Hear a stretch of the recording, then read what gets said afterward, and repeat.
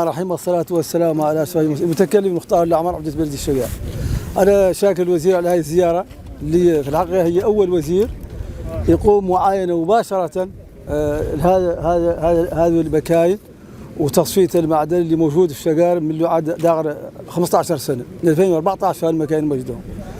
ونعرف عن هذه المكاين خطورتهم تين على المواطن الحيوان كيف تخلق كيف ما قال ذاك الوالي احنا اللي له عاد ذاك شهرين وظهرين ماتوا هم الزواي لا شاربين الماء ولا شربوه ماتوا.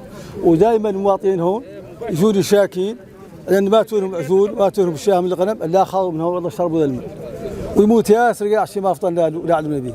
اذا بهذه المناسبه طالبين من فخامه رئيس الجمهوريه والدوله التدخل في هذه الطالب من اجل بعد قاع ينزع عنا هذا يدفع عنا هؤلاء المنازل المكاين يقلعوا من هون ويعقموا من بلدهم. اذا ما عقب ما عاد لا فائده، لابد من تعقيم البلد والمكاين وضررهم تين المواطن وعلى الماشيه وعلى المستقبل كي قالت السيده الوزيره هما ضررهم طويل المدى، ضرر المواطن ما يتاثر به غير ضرر 10 عمارات 15 زول يتاثر به. وراجين ان شاء الله ان هاي الحكومه الجديده راجين للتوفيق وان شاء الله تقبل اجراء شاطر في هذه القضيه وبتنسيق مع المعادن لان المعادن المسؤولين هذا هم عن هذه القضيه.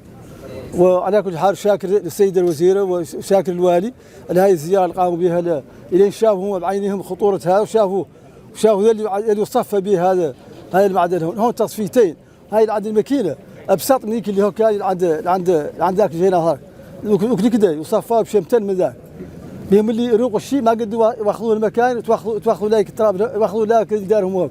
يعني هذا خطير وطالبين من الحكومه طالبين الوزيره والوزراء والوزير الاول انهم ان شاء الله يشتغلوا في اطار هذه القضيه ويقلوا عنا هذه المكاين وما اللي يعقموا يترى لانه ضروره متينه ومستقبلها متين. وشكرا جزاكم الله خير.